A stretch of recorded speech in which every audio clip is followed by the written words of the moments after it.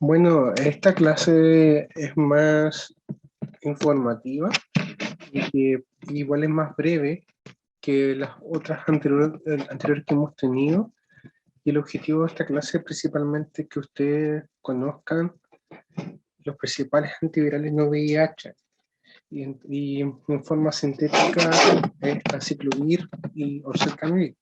Obviamente no voy a hablar de antivirales contra el COVID porque eso igual está en estudio y no lo tenemos tan generalizado, así que vamos a hacer algo mucho más eh, centralizado en algo que lo van a ocupar en la vida diaria, tanto hospitalaria como la vida ambulatoria. Bueno, esto igual es algo lógico, pero lo vamos a mencionar, que el desarrollo de las drogas antivirales ha sido históricamente más lento que los antimicrobianos. Y obviamente esto es porque los microbios se pueden ver con un microscopio óptico. En cambio, los virus necesitan otros medios de crecimiento y microscopía electrónica, que obviamente la tecnología fue mucho más lenta de desarrollarse. Y obviamente también, esto igual influye también en la detección del patógeno. Probablemente ahora todo es mucho más fácil con la biología molecular y la secuenciación, que en tiempo récord pudieron secuenciar todo el genoma del virus del SARS-CoV-2 a modo de ejemplo, pero se requirió mucho tiempo para distinguir el ciclo viral y entender eso. Obviamente, comprendiendo cómo funciona un virus y cómo se reproduce dentro de la célula del huésped, van a saber cómo crear un mecanismo o un fármaco contra su reproducción. Y obviamente también, como estos virus no se dividen, obviamente por sí solos necesita la maquinaria de un huésped, se dificulta poder evaluar la efectividad de los fármacos. Y esto requiere igual otros estudios que generalmente lo hacen mediante células huésped para poder ver si son capaces no de destruir o no este virus también. Como una manera de evaluar esto y también ver también un poco el fenotipo también del virus principalmente y tratar de interpretar un poco cuántos grados de inhibición tiene el partícula antiviral contra el virus. Pero obviamente, como dijimos anteriormente, la biología molecular ha progresado mucho. Entonces, igual permite mucho mejorar el diagnóstico viral y obviamente al mejorar el diagnóstico vamos a tener un mejor tratamiento. ¿Y cómo lo podemos clasificar estos medicamentos? Pueden ser dos tipos, que vamos a hablar del tipo A, que son los agentes antivirales que modifican o inhiben el ciclo viral a nivel celular, como los antivirales que conocemos nosotros habitualmente, pero también hay medicamentos moduladores que mejoran la respuesta del huésped, como el interferón, por ejemplo, a modo de ejemplo. Entonces tenemos dos formas para atacar estos agentes virales, medicamentos que atacan contra el ciclo viral de este virus, y tenemos también medicamentos que potencian la respuesta inmunológica del huésped. Nosotros vamos a hablar de los medicamentos con acción antiviral.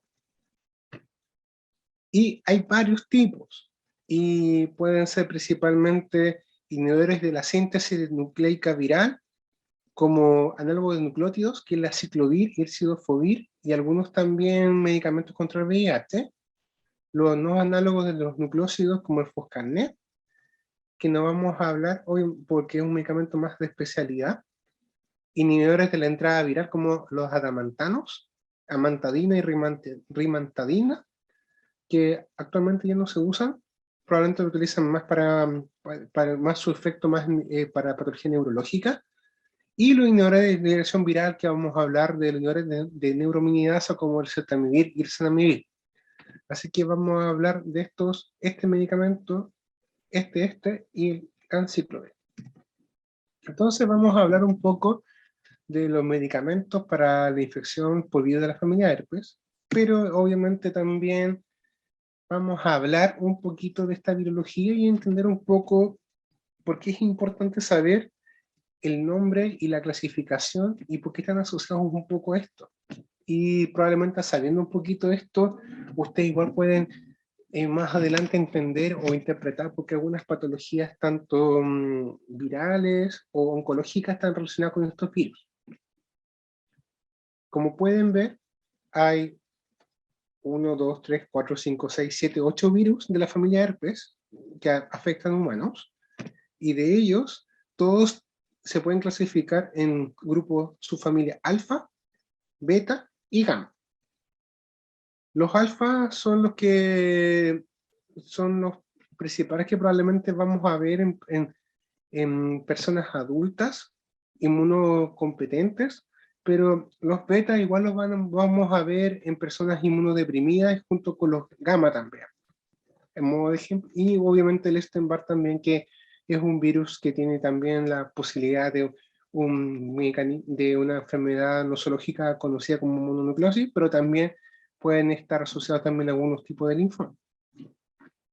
Es importante saber un poco la clasificación, porque sabiendo un poco la clasificación van a saber cuál es el sitio de latencia, y al saber el sitio de latencia pueden ustedes interpretar un poco cuál es la clínica que puede tener este paciente si se enferma. El herpes 1 y 2 y 3, ambos, los tres, su sitio de latencia, o sea, su sitio de incubación y de reactivación, es en los nervios, los ganglios nerviosos sensoriales, tanto craneales como periféricos, y que obviamente esto cuando se reactiva van a aparecer un cuadro clínico como herpes zóster, y eso lo van a ver con virus varicela zoster cuando se reactiva, y obviamente van a ver la lesión que generalmente un paciente inmunocompetente respecto a un dermatoma.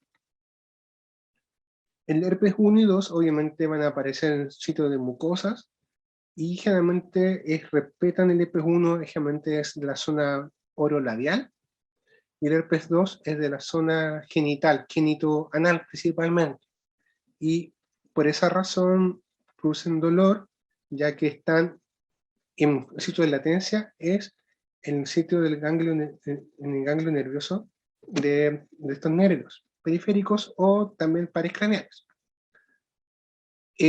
Los beta, como pueden ver, los beta generalmente atacan, o su sitio de latencia son células sanguíneas, células CD34, que son las células progenitoras hematopoyéticas, monocitos macrófagos, principalmente, y CD4. Y obviamente, al tener eso claro, probablemente pueden interpretar que si estas células están, los macrófagos y los monocitos, ¿dónde los encuentran? En todas partes del cuerpo. Entonces van a tener un citomegalo, cuando se reactiva en pacientes inmunodeprimidos, van a tener una enfermedad múltiple que puede afectar tanto pulmón, retina, colon y muchas otras cosas. Entonces es súper importante acordarse de esto un poquito, para interpretar un poco las cosas.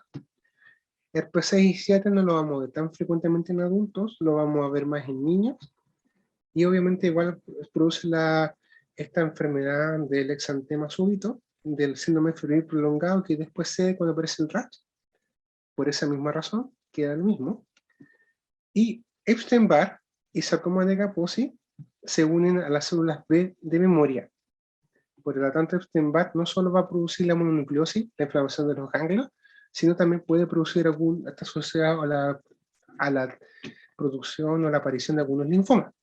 Y el sarcoma de Kaposi es un virus herpes 8 que produce esta enfermedad en pacientes inmunodeprimidos asociados generalmente a la infección por VIH, y son tumores sanguíneos, tumores irrigados y bien por proliferación de vasos sanguíneos. Y obviamente acá también tenemos otro virus herpes, los virus simianos, que generalmente no lo vemos tan frecuentemente, pero lo podríamos ver en caso de que una persona sea mordida por un mono, que no lo vamos a ver tan frecuentemente. Y obviamente ahí vamos a hablar de estos 4 virus, el herpes 1, 2, 3 y 5, para tenerlos claros, y vamos a ver cuáles son sus medicamentos y cuál es la acción. Entonces, los fármacos para el tratamiento de herpes 1, 2 y virus varicela zoster son los siguientes: el aciclovir y el valaciclovir. Los dos son análogos cíclicos de la guanosina. Acuérdense de eso. La guanosina es necesaria para la formación de ADN, es un nucleótido. Y obviamente al utilizar un análogo, tiene alguna alteración que se une y entonces por lo tanto es un inhibidor selectivo de la replicación de estos virus herpes 1, 2 y zóster. El valaciclovir, comparado con el aciclovir, el efecto es similar, pero la diferencia es que el valaciclovir es una prodroga. Está unida por una valina, y esta valina llega al hígado, y en el hígado se pasa se transforma en aciclovir, pero lo importante es que mejora mucho la biodisponibilidad oral, y por lo tanto es posible dar menos dosis comparado con aciclovir, como ustedes lo van a ver más adelante. ¿Cómo funciona? Este mecanismo de acción es algo bien claro y probablemente ustedes se van a explicar muchas cosas, por qué razón el medicamento, el aciclovir, no es tan tóxico como otras drogas, por ejemplo. Para que se pueda transformar, el aciclovir se pueda activar y sea activo contra el virus, inhibir la síntesis de DNA, este aciclovir debe transformarse en aciclovir fosfato. Y el aciclovir fosfato necesita una timidina quinasa viral, que la van a expresar obviamente las células que están enfermas. Por lo tanto, el aciclovir solo ataca o solo está en las células que expresan el virus herpes. Por lo tanto, el aciclovir se fosforila con la timidina quinasa viral, y posteriormente se complementa la fosforilación para aciclovir trifosfato por 2 quinasas celulares. Y posteriormente, al hacer esto, este aciclovir, que obviamente, como dijimos anteriormente, es un análogo de guanosina, va a inhibir la cadena de síntesis viral, haciendo como un inhibidor suicida, y obviamente no se va a poder seguir expresando la cadena de viral, y obviamente hasta ahí queda la replicación del virus herpes, y se detiene todo. La farmacocinética y la farmacodinámica de la aciclovir es mal absorbido por vía oral. Por lo tanto, ustedes tienen que dar muchas dosis para tratar, por ejemplo, un herpes oral o un herpes zóster. La proteína es poca, por lo tanto, va a llegar bien a su central y a otros tejidos, y más o menos la concentración central es mucho más baja, como el 20% de la sérica. Por lo tanto, en algunos casos, para tratar algunas infecciones más graves de censo central, se prefiere el tratamiento endovenoso en forma inicial para inhibir la replicación viral en forma más rápida, y posteriormente pasarlo a vía oral. Es mínimamente metabolizado. Como ven acá, si dicen que es excretado por vía renal, la principal forma, se tiene que ajustar por función renal, y la vida media es de 2 a 3 horas, pero en los circuitos anúricos pueden ser hasta 20 horas. Entonces, obviamente, si nos dicen eso, tenemos que saber que la aciclovir se ajusta por función renal. El valaciclovir tiene una buena, como dijimos, un profármaco con buena disponibilidad, y se absorbe súper bien en el gastrointestinal, se transforma en aciclovir en el hígado, y su disponibilidad aumenta 54% en comparación con aciclovir, y obviamente eso aumenta 3 a 5 veces la concentración. Y esto es importante, ya que podemos dar menos dosis, dar menos dosis de intervalo, y vamos a tener un paciente que podemos tratar un herpes zóster, en vez de dar 5 dosis con aciclovir, podemos dar hasta 3 dosis. ¿Cuáles son las indicaciones? Principalmente es el tratamiento de episodios únicos y recurrentes por herpes genital, la profilaxis intraparto, infección por herpes recién nacidos en mujeres con herpes simple genital que desean tener parto vaginal. Obviamente esto es poco frecuente de ver, generalmente lo hacen cesárea, pero es una indicación. Tratamiento de herpes en recién nacido, tratamiento de herpes labial, profilaxis de reactivación de herpes en pacientes inmunocomprometidos, y también tratamiento de infección diseminada por herpes en huéspedes inmunosuprimidos, de preferencia intravenoso. ¿Ustedes saben cuál es la definición de una infección diseminada por herpes en un huésped inmunosuprimido? Por ejemplo, un herpes zóster diseminado, ¿cómo lo pueden ustedes diagnosticar o sospechar?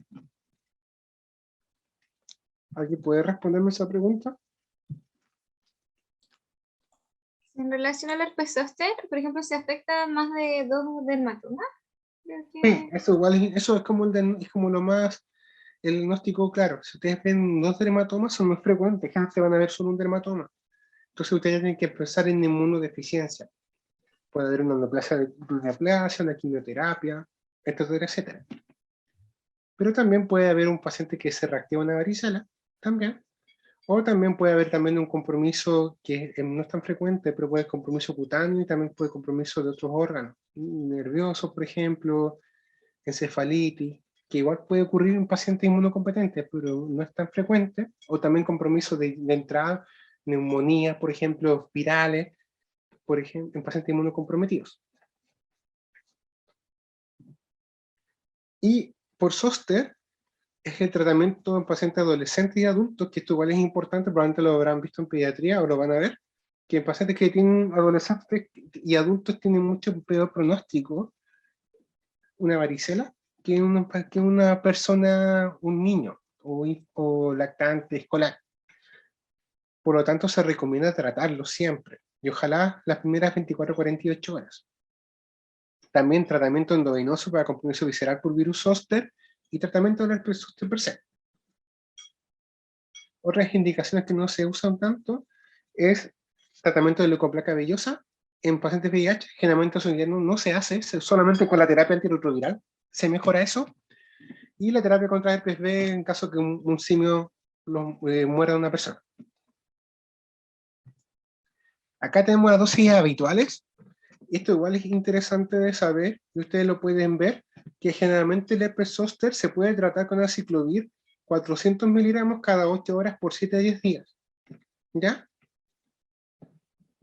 El herpes mucocutáneo en pacientes inmunocomprometidos generalmente se da dosis más altas, cada 5 veces al día por 10 a 14 días. Y esto es 400 miligramos cada 4 horas y le dicen que el paciente no se tome las dosis de las 3 de la mañana, como para que tengan claro. Por ejemplo, 7, 11, 15, 19, después sería 19 más 4, 23, y la dosis que viene, esa la pueden saltar. Y obviamente pacientes que inmunocompetentes también y que están hospitalizados le dan 5 miligramos kilo endovenoso cada 8 horas por 10 días. Si es diseminado en encefalitis, dosis son más altas, 10 a 15 miligramos por kilo cada 8 horas y el tiempo más prolongado entre 14 a 21 días. El prenatal también es un herpes grave y se dan dosis altas como el adulto por 2 a 3 semanas. Y en varicela generalmente le van a dar a usted 800 miligramos, que es la dosis máxima, o 20 por kilo, 4 o 5 veces al día por 5 días. Y inmunocompetente puede ser más tiempo, generalmente endovenoso, pues también podría ser oral, pero al menos 7 días. A veces nosotros generalmente lo dejamos 14 días hasta que las costras estén todas secas. ¿Ya? Y en herpes zóster es parecida la dosis, un poquito más prolongado. En huésped inmunocompetente, 800 por 5 veces, por 7 a 10 días, y inmunocompetente 10 a 15 miligramos por kilo endovenoso cada 8 horas por 7 días. En herpes también mucocutáneo en persona también con primera reactivación, la dosis igual puede ser 200 miligramos 5 veces al día, pero generalmente yo trato 400 cada 8 horas también, porque trato de homologar un poco y un poco más fácil también para el paciente. Si ustedes pueden pensar que uno cada 8 horas igual es un medicamento un poco complejo de tratar, si lo consideran así, porque obviamente son 3 veces al día, imagínate 5 veces al día, la adherencia es mucho peor. Y en valaciclovir, ahí pueden ver, es 1 gramo cada 12 horas, comparación de 3 veces al día, y personas con herpes zóster es 1 gramo cada 8 horas, dosis altas. Y generalmente ustedes pueden preguntarse qué es más caro, el aciclovir de 800 o el valaciclovir de 1 gramo. Los precios están por ahí similares si ustedes van a tratar algo así como un herpes zóster. Si el aciclovir de 800 es súper caro y es muy parecido al aciclovir de 1 gramo. Entonces, si ustedes tienen la posibilidad de dinero o un familiar lo puede comprar, sería prudente darle valaciclovir pero acá en el hospital tenemos aciclovir de 400 y 800, entonces ahí probablemente sea más fácil darle el aciclovir de acá del hospital, pero si tienen la posibilidad familiar de comprarlo, yo creo que tal vez sería bueno invertir en el dinero. Por ajuste de función renal pueden ver que cuando el aciclovir se ajusta cuando cae menos de 25 ml de clearance, y para entonces de herpes zóster la dosis es 800 por 5 veces, con un clima mayor a 25, pero cuando cae entre 10 a 25 es 800 cada 8, o menos de 10 es 800 cada 12.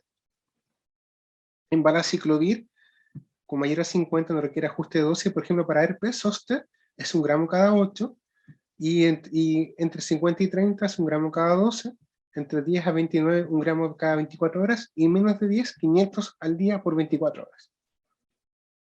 ¿Ya? Entonces obviamente esto no es necesario que se lo aprendan de memoria, pero tienen que saber que si el paciente tiene falla renal, tienen que revisar y ajustar estos medicamentos. Los efectos adversos es raro de ver, generalmente son bien tolerados, y probablemente lo más que uno puede ver es injuria renal, cuando usa aciclovir EB, principalmente porque se pueden formar depósitos de cristales a nivel de los túbulos, y generalmente se asocia cuando hay un daño de renal previo, o cuando administran muy rápido el medicamento, o también cuando no lo hidratas bien. Siempre entonces es importante que el paciente cuando da aciclovir endovenoso, acordarse, hidratación parenteral, y oral también, para prevenir este efecto colateral. Y la flebitis es raro de ver, pero podría ocurrir cuando hay una extravasación de este fármaco. Valaciclovir obviamente no se da parenteral, entonces es oral solamente, así que los efectos son raros. Y generalmente hemos tenido pacientes con 1 año con aciclovir y todo, y no hemos tenido tantos problemas. Así que igual es un medicamento seguro. Esto igual es importante conocerlo, que la resistencia puede ocurrir, y esto generalmente son en pacientes más inmunosuprimidos, ya que estos pacientes tú le vas a dejar aciclovir harto rato. Pueden ser varios meses e incluso años, 1 año, 12 meses en teoría.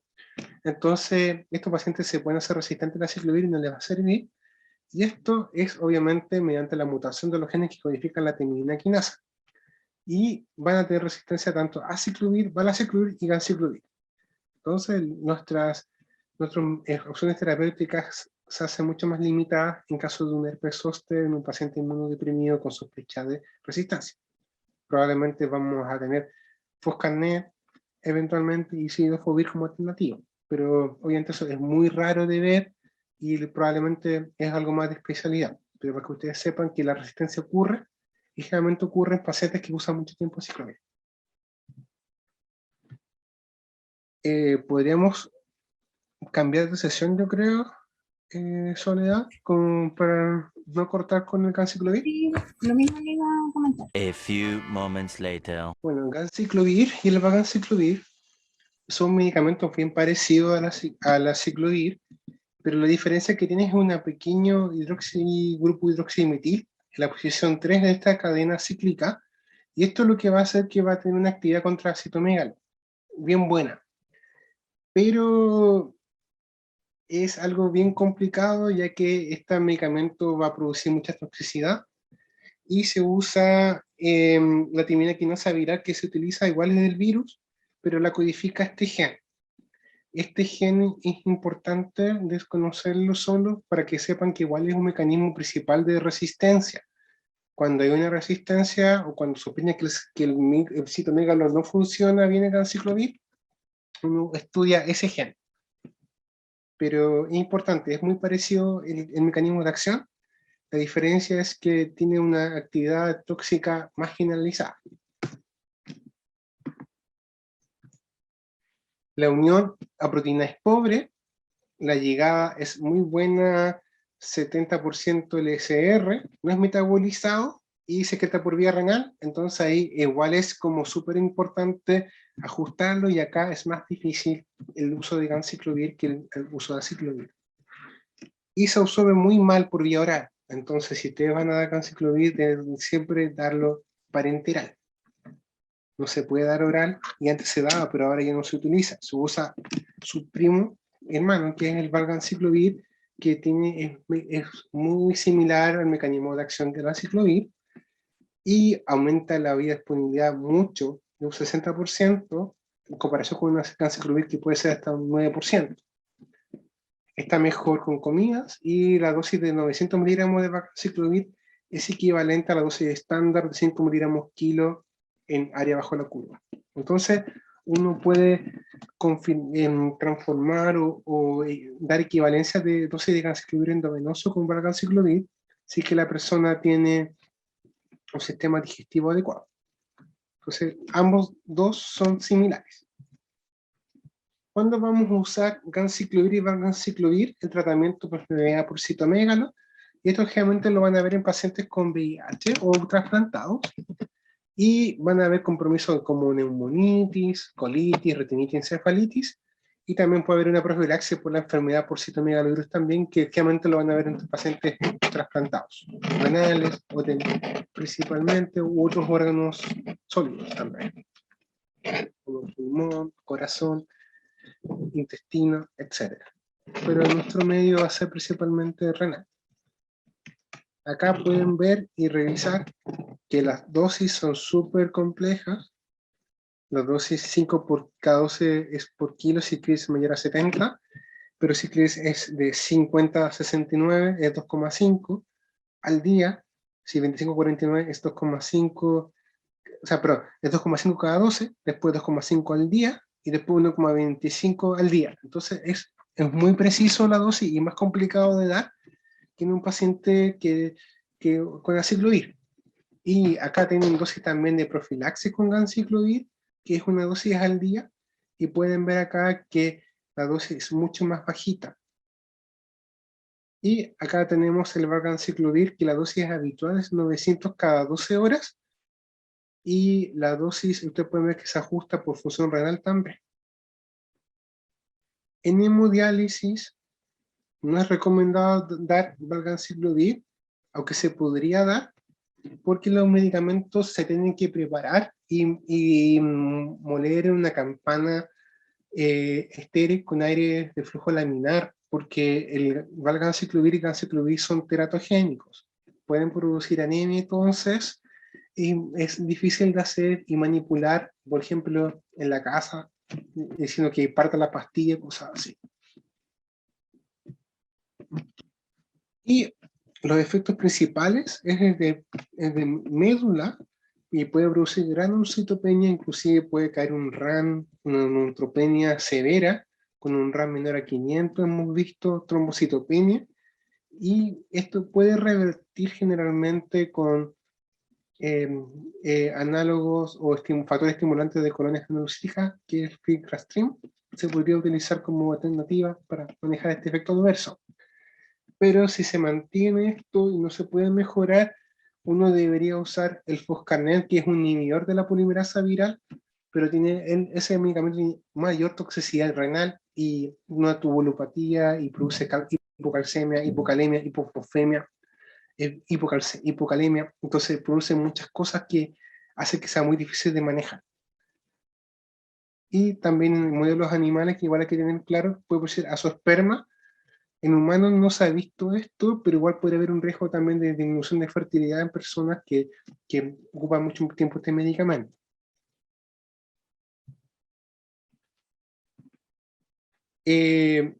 Vamos a hablar ahora un poquito de los medicamentos antivirales contra virus respiratorios, y vamos a hablar solo de la influenza. Los RS lo dejé oculto, si alguien lo quiere leer después lo pueden ver en la presentación, por tiempo, y además el VRS igual es un patógeno que van a ver más en pediatría, y el tratamiento no es tan frecuente de ver, solamente en pacientes inmunos comprometidos principalmente.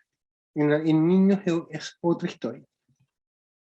Bueno, ustedes se acordarán, o sea, no creo que se acuerden, porque creo que no sé si ustedes ven virología,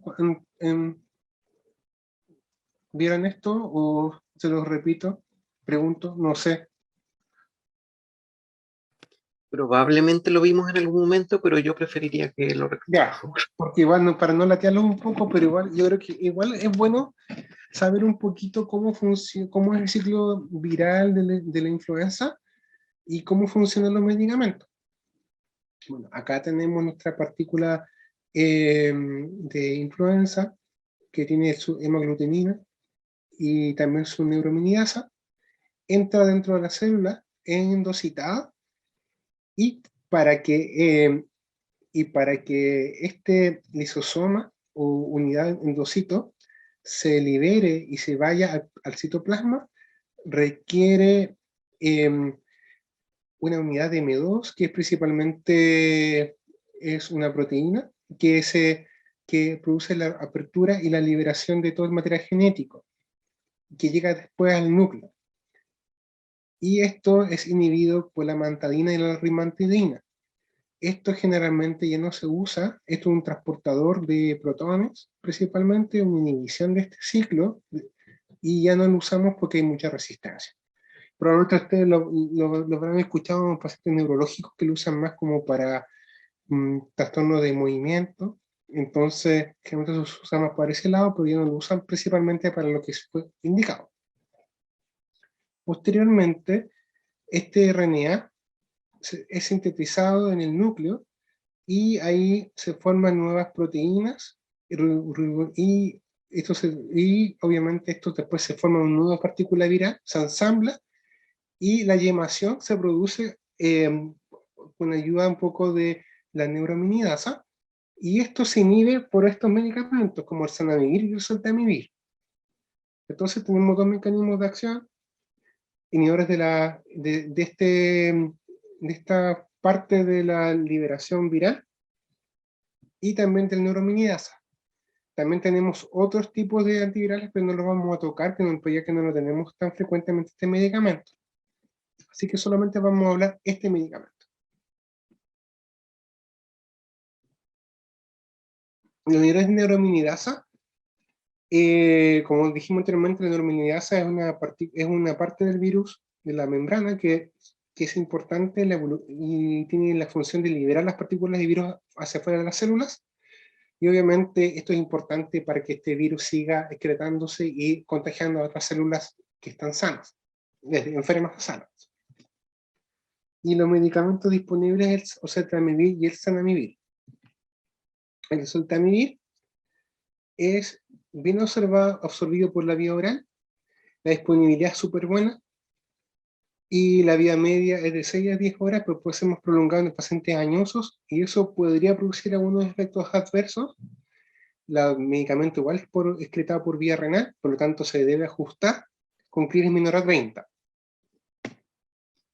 La dosis habitual en adultos es una cápsula de 65 miligramos cada 12 horas por 5 días como tratamiento, y como profilaxis en pacientes inmunocomprometidos, en contacto con influenza, enfermos con influenza, es un comprimido de 75 al día por 10 días.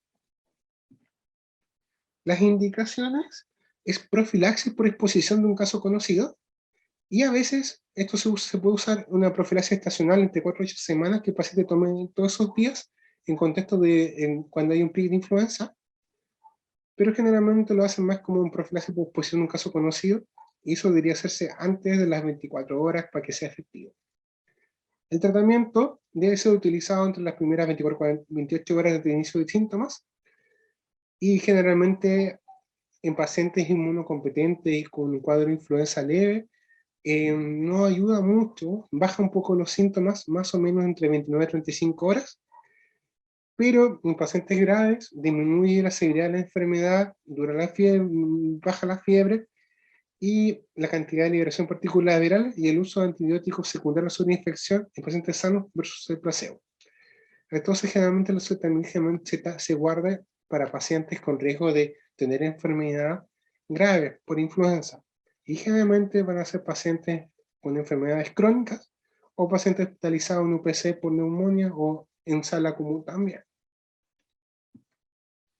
El ajuste de dosis, como dijimos anteriormente, en personas con crisis menor a 30 es una tableta al día para tratamiento y un comprimido cada 48 horas en pacientes como profilaxis. Y no se ha evaluado tampoco la seguridad para administrar dosis en pacientes con insuficiencia hepática, Eso no significa que no se pueda administrar, pero va a tener precauciones también en caso necesario, y obviamente dejarlo en caso que sea muy estrictamente necesario, que el riesgo de que tener una influenza grave sea mucho mayor que el riesgo que podría producir alguna alteración hepática también. Los efectos adversos generalmente es bien tolerado, puede haber náuseas, desconfort abdominal y menos frecuente emesis, claramente asociado a rastro cutáneo, disfunción hepática o trombocitopenia, y a veces hay alteraciones en el comportamiento de los niños que se vuelven un poco más hiperkinéticos. No lo he visto eso, pero por lo menos sale descrito como efecto adverso. El Zanamivir es un medicamento que no lo tenemos tan disponible y se usa por vía inhalatoria porque la vía oral es sobre muy pobre, y también existe la forma endovenosa.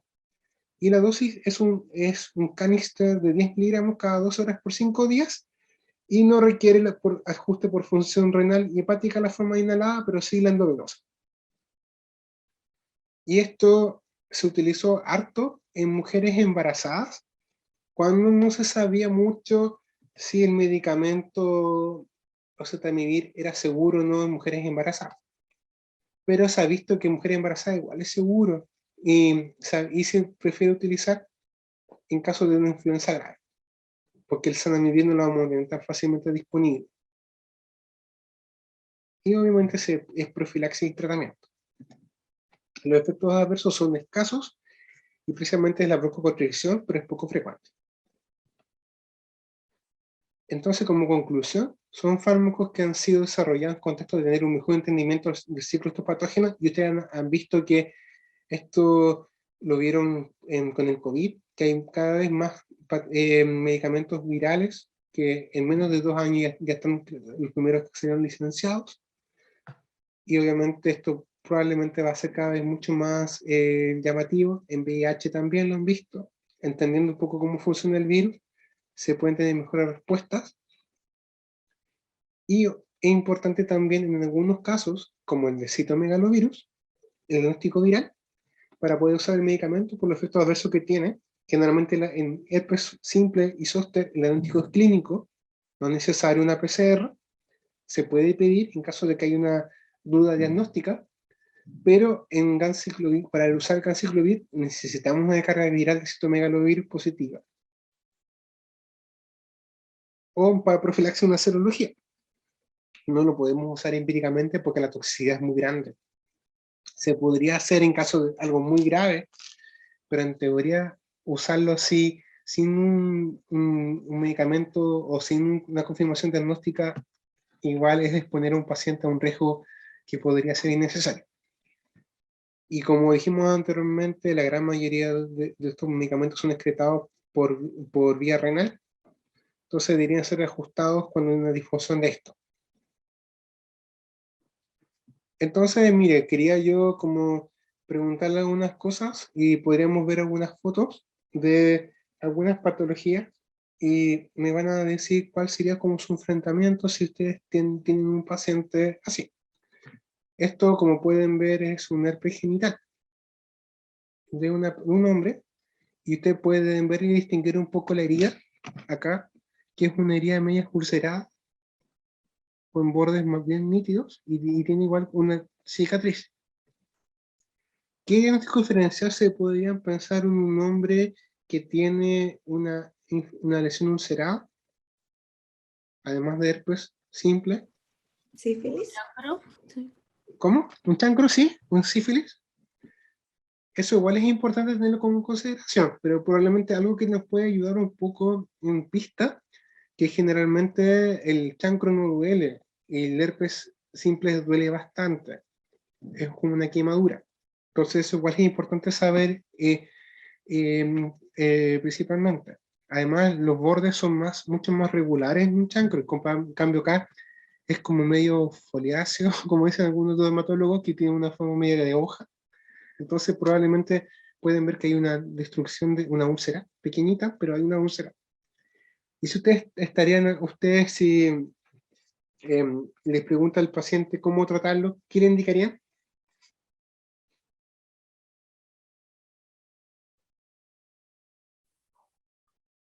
¿Cómo tratarían esto? Puede ser ¿Según lo comenzado la clase? ¿Sí? con Daniela. aciclovir, ¿puede ser? ¿Cómo? ¿Con aciclovir? ¿Ya? ¿Cuál sería tu dosis? Podría ser la dosis de 400 miligramos 3 veces al día. ¿Ya? ¿Y cuánto tiempo le dejarías? Puede ser una semana. ¿Sí? Con más seguridad, Daniela. Sí, muy bien. Y, por ejemplo, si el paciente les dice la cremita de aciclovir que ustedes han visto mucho, ¿servirá? ¿Creen? No, No se toale. no. Importante también eso considerarlo, que la crema tópica no ayuda mucho.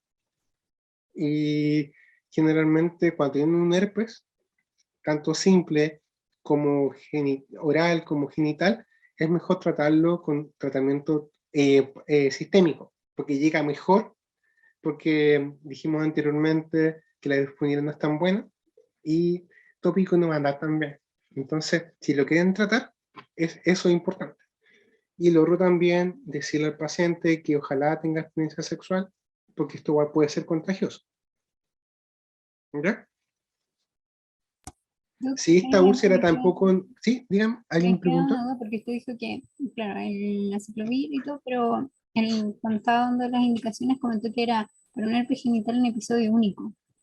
Sí, sí, pero cuando hay, por ejemplo, una recaída, por Ujú. ejemplo, que eso puede ser más de 3 episodios en un año, tú puedes dejarle dosis de 400 cada 12 como de prevención o de evitar reactivación.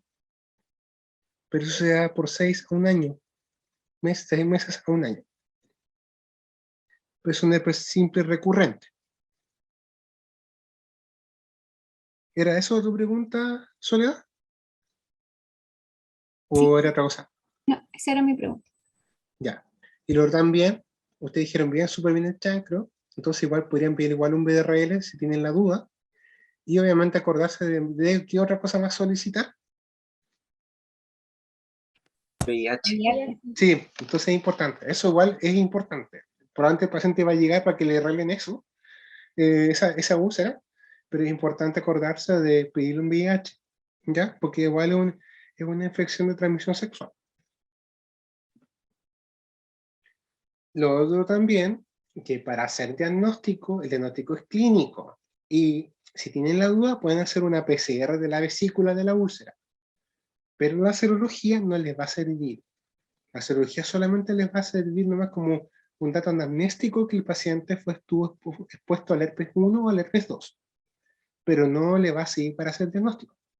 Porque la serología IgG va a salir positiva y la IgM puede ser no concluyente o puede estar positiva y no, entonces va a ser muy confuso. Entonces, si ustedes quieren hacer diagnóstico, es mediante biopsia o mediante PCR, si tienen la duda. Yo les recomiendo tratarlo como herpes y después ver. Obviamente, si la lesión no mejora, ahí tienen que pensar que puede ser un chancro, y si no mejora, si no un chancro, igual podría ser un cáncer también, un cáncer de pene. Entonces, igual ahí tienen que ustedes derivar, obviamente, al dermatólogo o al urólogo según corresponde. Entonces, ojo también en eso. Y si llega este paciente, por ejemplo, es un paciente de 70 años que llega acá por un cuadro, por ejemplo, les consulta por ustedes por una omalgia, hace 48 horas, 72 horas, ustedes, la anamnesis del paciente igual es cardiópata coronario, le tomaron un electrocardiograma, el electrocardiograma salió normal afortunadamente, se descartó isquemia aguda y el dolor persistía. El dolor era un dolor como bien, un dolor fulgurante, que no pasaba con los medicamentos habituales, y obviamente después apareció esta lesión. Y eso obviamente es un herpes zóster, ¿cierto? Entonces, ¿cuál sería su tratamiento en este paciente? Al menos yo indicaría aciclovir 800 miligramos 5 veces al día, en un horario que puede ser 8, 12, 16, 20, 24 horas y excluir la Ya, AM. ya, muy bien. De la mañana. Y si, por ejemplo, te dicen, denme lo mejor, la mamá, o sea, la mamá, de estar muerta su mamá, perdón, de ser su hija, perdón, su hija, ¿cuánto, si dijera, podemos comprarle valaciclovir. ¿Cuánto le darías, Ale? En este caso, la dosis equiparable era de 500 cada 12. si no me equivoco. No, es 1 gramo cada 8 si tiene función renal normal. 1 gramo cada 8, entonces sería ¿Ya? por 7 a Eh, 10 días. Sí, eso es importante. ¿Qué otra complicación puede tener este herpes zóster, por ejemplo? Por ejemplo, en esta zona, o en otra zona también, quizás otro dermatoma. Puede Que sobreinfectarse. ¿Ya? Se puede sobreinfectar, eso es súper importante también, que hay que tener ojo, que no hay que decirle al paciente que se rasque, porque puede tener la tentación de hacerlo. Entonces, si se puede sobreinfectar, uno debería pensar en una pioderma estafilocócica, entonces ahí probablemente le van a tener que dejar cloxa, flucloxa o cefalroxilo, ¿cierto? ¿Qué otra complicación más podría tener este paciente? Que les pueda venir a usted a consultar también, que ya la dije, pero igual es bueno tenerla clara. Una neuralgia postherpética. Sí, la neuralgia puede ser herpética, pero la neuralgia igual la puede tener después el paciente. El dolor lo va a tener. ¿Y cómo manejarías el dolor, Ale, en este paciente, por ejemplo? ¿Qué le podrías dejar?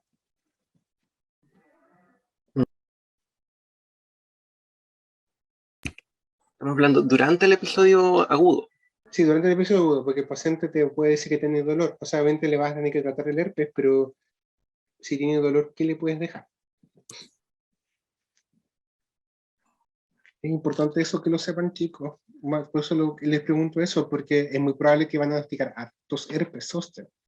Así que, y el dolor es algo que no es muy agradable para las personas que lo tienen. Creo que he visto que algunos le dejan pregabalina. Ya, y si estás en el consultorio y tienes pregabalina, ¿qué le podrías dejar? Amitriptilina.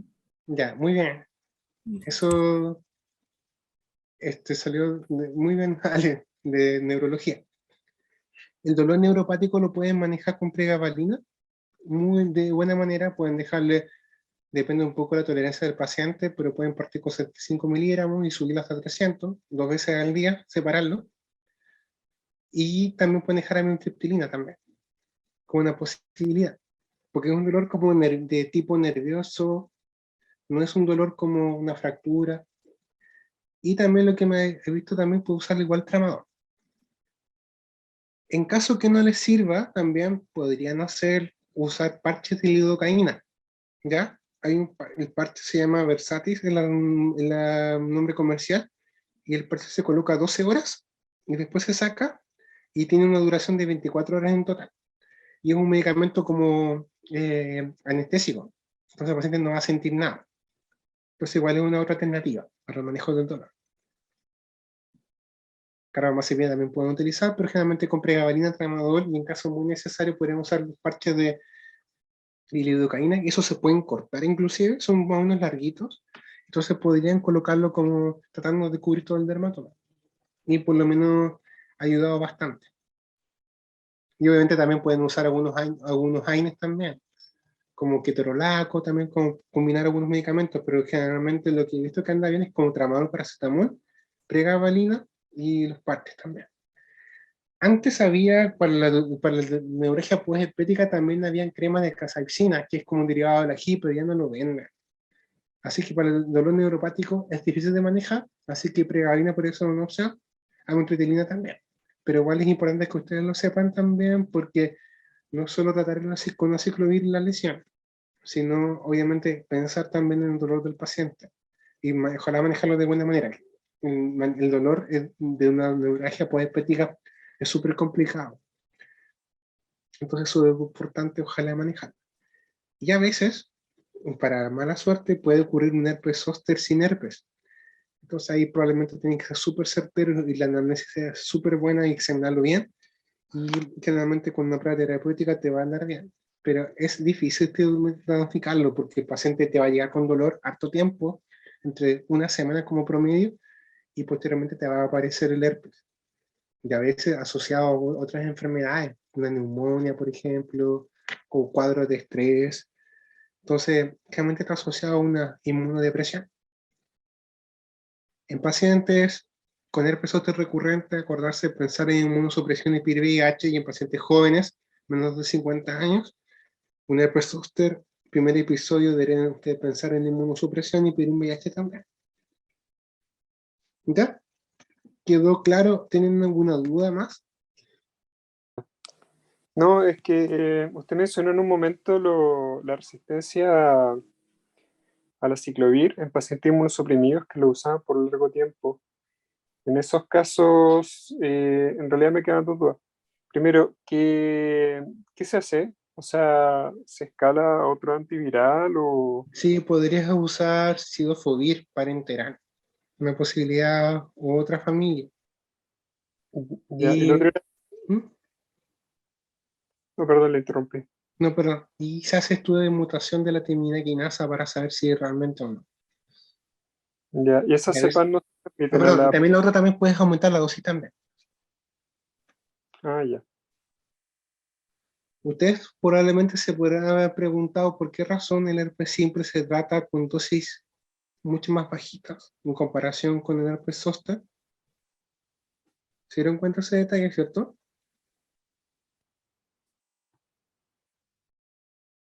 Es importante porque el herpes zóster necesita más contenido de aciclovir para ser inhibido. Entonces igual por esa razón se usa más dosis. Entonces cuando tienen resistencia, generalmente uno podría darle más dosis de aciclovir, pero lo otro sería dejarle cidofovir o otro medicamento. Pero es raro de ver y obviamente si ocurriera eso, ustedes tendrían que sospecharlo y derivarlo más a que lo vea un infectólogo, principalmente. No es algo de, no es algo de pertinencia de médico general. La pertinencia de ustedes es saber diagnosticar un herpes simple, zóster, y manejarlo inicialmente. Y del ganciclovir probablemente saber que se ajusta con confusión renal y saber la toxicidad que podría ocurrir, y que hay que estar atento con un hemograma, que probablemente ustedes lo van a ver si tienen pacientes hospitalizados con ganciclovir. Que son raros, pero de repente hay como un 2 o 3 por año. ¿Algo más que quieran saber? Bueno, no sé si alguien más tendrá alguna duda. Chicos, Yo no. Ya. yo quería agradecerle por esta sesión extra que nos estaba en el programa. Muchas gracias. Bueno, eso. Creo que la otra semana vemos antifúngicos clásicos, Sí, para que tengamos una idea un poco también de estos fármacos que vamos a ocupar. O sea, es importante que no solo es antibióticos que hay que saber, sino estas cosas igual son cosas que debemos saber, algunas cositas como para manejar las principales patologías virales que tenemos nosotros en nuestro medio. ¿Ya? ya. Ya. Nos vemos, que estén bien, descansen. Chao. Muchas gracias, doctor. Bye.